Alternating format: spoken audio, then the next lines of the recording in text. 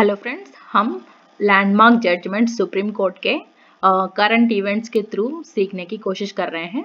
आज हम देखते हैं ऐसा कौन सा न्यूज़ है जिसके थ्रू हम सुप्रीम कोर्ट के लैंडमार्क जजमेंट्स सीख सकते हैं। न्यूज़ है हाल ही में, मतलब 14 जनवरी 2019 में Parliament in the last winter session passed 124th Amendment Bill granting reservation to economically weaker sections among the general category people in public and private educational institutions and government employment. ये हाल ही का event है। Parliament पास की है 124th amendment bill. इस amendment bill में क्या है, reservations दिया इकोनॉमिकली वीकर सेक्शंस जो जनरल कैटेगरी में है, जिनको अभी तक कोई रिजर्वेशन नहीं था, उनको भी रिजर्वेशन देने की प्रपोजल था, उसको पास कर दिया पार्लियामेंट ने। कहाँ कहाँ, एजुकेशनल इंस्टीट्यूशंस पब्लिक गवर्नमेंट के भी हो सकते हैं, प्राइवेट के भी हो सकते हैं, लेकिन माइनॉरिटी के नहीं होना चाहिए, उनको वहाँ नहीं है ये रिजर्वेशन, और गवर्नमेंट एम्प्लॉयमेंट्स में है रिजर्वेशन। तो ये 124th अमेंडमेंट बिल पास होके ये 103rd अमेंडमेंट एक्ट नोटिफाई कर दिया एज 103rd अमेंडमेंट एक्ट। ये कब किया, 14 जनवरी 2019, उस दिन से वो लागू हो गया। On 14 January 2019, 103rd Amendment Act that added, क्या ऐड किया इस अमेंडमेंट में, added clause 6 to both articles 15 and 16। हम जानते हैं आर्टिकल 15 एंड 16 फंडामेंटल राइट्स में आते हैं। ये क्लॉज 6 में ऐड करके ये बताया कि इकोनॉमिकली वीकर सेक्शंस को भी रिजर्वेशंस दिया जाएगा। It came into effect. Article 15 prohibits discrimination based on religion, sex, place of birth etcetera. So article 15 में क्या है, कोई डिस्क्रिमिनेशन नहीं होना चाहिए कि रिलीजन ऐसा है, तुम्हारा रिलीजन ये है तो डिस्क्रिमिनेशन है, ऐसा नहीं है। And article 16 provides equal opportunities to all citizens in matters of public employment. तो इसमें अपॉर्चुनिटी सारे सिटीजन्स को इक्वली मिलता है गवर्नमेंट एम्प्लॉयमेंट में। तो इन दोनों आर्टिकल्स में अमेंडमेंट्स किया गया, क्लॉजेस ऐड किया गया, दोनों में क्लॉज 6 ऐड किया, 15 में क्लॉज 6, 16 में भी clause 6। So what is the controversy here, legislature के पास तो ऐसा पावर्स होते ही हैं लेजिस्लेटिंग अमेंडमेंट्स करने का, तो कंट्रोवर्सी क्या है यहाँ। तो 2-3 क्वेश्चंस हैं जो पब्लिक के माइंड में है। वेदर, फर्स्ट क्वेश्चन क्या है, whether this amendment disturbs the basic structure of the constitution. क्योंकि कॉन्स्टिट्यूशन के बेसिक स्ट्रक्चर चेंज नहीं होना चाहिए, ये बात सुप्रीम कोर्ट ने एक अपना लैंडमार्क जजमेंट में बताया। तो वो ये वाली अमेंडमेंट जो है ऐसा बेसिक स्ट्रक्चर को डिस्टर्ब कर रही है क्या, ये एक क्वेश्चन है। तो इसके थ्रू हम वो लैंडमार्क जजमेंट सीखेंगे कि वो कौन सा जजमेंट में इस तरह से बताया बेसिक स्ट्रक्चर। यहाँ बेसिक स्ट्रक्चर क्या है, फंडामेंटल राइट्स को चेंज कर दिया, ऐसा कर सकते हैं क्या। दूसरा, whether reservations can be given on economic criteria alone, as constitution makers have envisaged reservation only to those sections of the society who are oppressed or of backward castes who were discriminated against. So constitution जब बनी थी, constitution makers ने ये बोला कि जो backward caste है, backward people है, जो पीछे पिछड़े वर्ग है, वहां रह गया कोई भी रीजन से, या ऑपरेशन हुआ जिनका, उन लोगों को रिजर्वेशन मिलना चाहिए ताकि बाकियों के साथ आगे बढ़ने के लिए। लेकिन ये इकोनॉमिक क्राइटेरिया वहाँ नहीं था, इकोनॉमिक क्राइटेरिया के बारे में नहीं बताया, नहीं होना चाहिए, ये भी एक लैंडमार्क जजमेंट में बताया गया, उसके बारे में भी सीखेंगे। Whether the cap of 50% on the overall reservations be breached as this amendment says it's over and above the 50% reservation cap. So ये अमेंडमेंट जो है करते करते ये बताया गया कि 50% कैप पहले से ही था, एक जजमेंट में बताया गया। सो 50% नहीं, हम उसके ऊपर और 10% देने वाले हैं, ये बताया गवर्नमेंट में।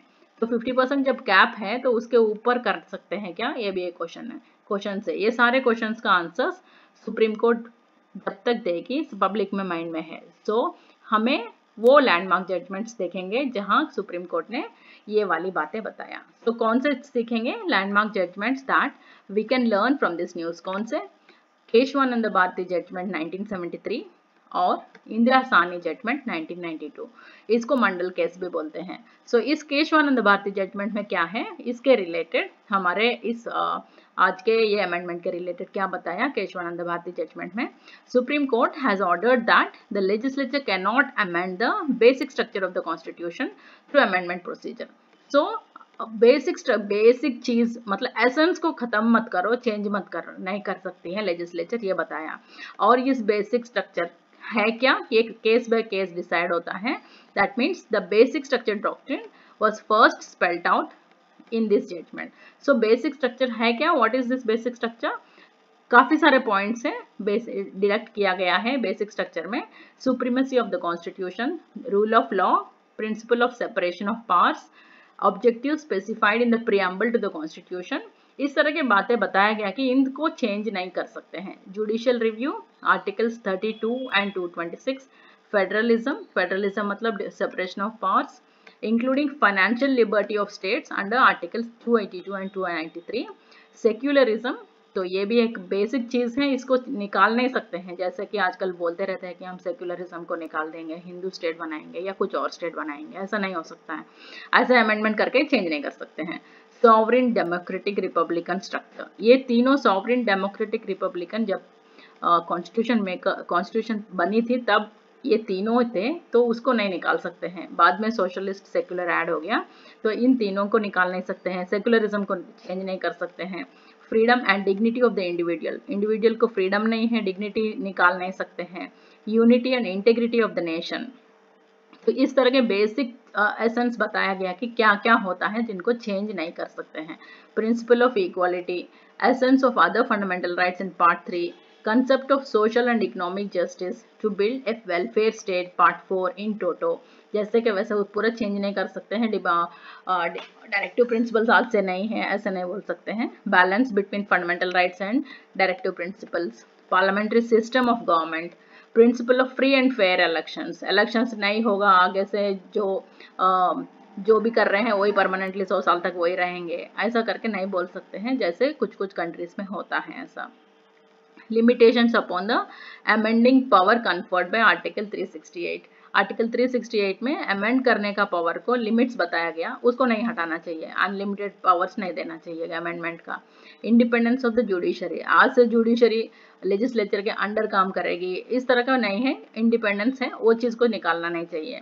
इफेक्टिव एक्सेस टू जस्टिस और लेजिस्लेशन, इस तरह के ये सारे पॉइंट्स हैं। वेलफेयर स्टेट, ये सारे को बेसिक स्ट्रक्चर के अंदर बताया गया जिनको लेजिस्लेचर अमेंड नहीं कर सकती है। सो ये वाली बात केशवानंद भारती में हमने सीखा। तो अभी प्रॉब्लम क्या है कि फंडामेंटल राइट्स में आर्टिकल 15-16 में ऐड किया, ऐसे कर सकती है नहीं कर सकती है, इस अमेंडमेंट के थ्रू सुप्रीम कोर्ट देख के बताएगी।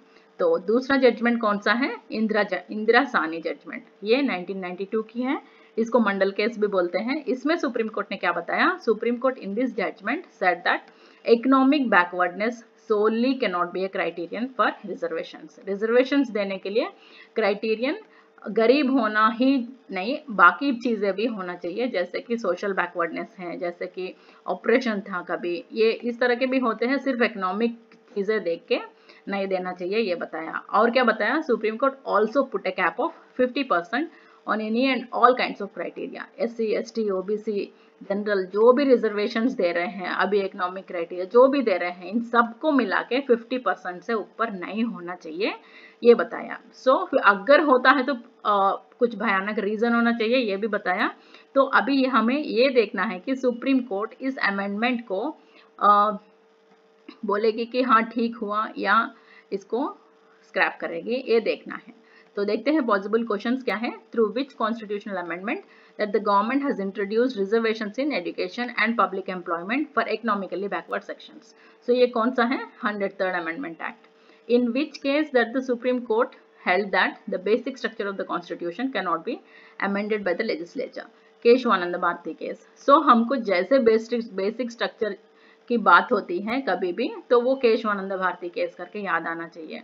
तो और in which case that the Honorable Supreme Court held that economic backwardness cannot be a sole criterion for reservations. Indira Sahni case, यहाँ भी ऐसे ही रिजर्वेशंस की जब भी बात होती है हमें इंदिरा साहनी केस याद आना चाहिए। In which case that the Honorable Supreme Court has put a cap of 50% on reservations of any and all kinds of criteria. ये भी इंदिरा साहनी केस है. So ये 50% कैप वाली बात ऐसे कोई लॉ से नहीं आई है, सुप्रीम कोर्ट के इस इंदिरा साहनी केस से आई है. तो ये चीजें हमें पता होना चाहिए. रिजर्वेशन मतलब इंदिरा साहनी केस और बेसिक स्ट्रक्चर मतलब केशवानंद भारती केस. सो ये दोनों हमें याद आना चाहिए. Okay, thank you. Till next video.